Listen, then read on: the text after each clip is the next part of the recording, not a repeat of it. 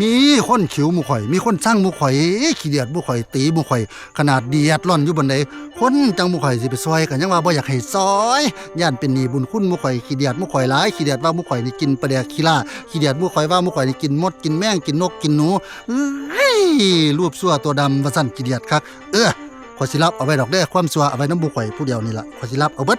ดีโลดเด้อผู้เพิ่นสูงทรงใหญ่ผู้เพิ่นเป็นคนดีใหญ่ประเสริฐใหญ่ดีคักแต่อยากถามจักคำแหน่ให้ข่อยถามจักคำแหน่ในเมียเจ้าประเสริฐปานนั้นนี่ปานใดเจ้าสิไปสวรรค์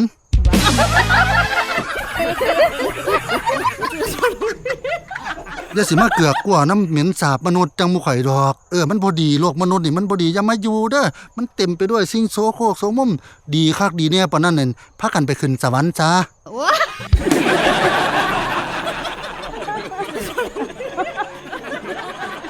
ระบุแต่เฉพาะตัวบุคคลเด้อพี่น้องเด้ออย่าไประบุภาพร่วมเหมารวมเป็นแต่เฉพาะข้อปอดแหล่ๆมันผู้มันเป็นจังซั่นนั่นน่ะมันเป็นแต่เฉพาะมัน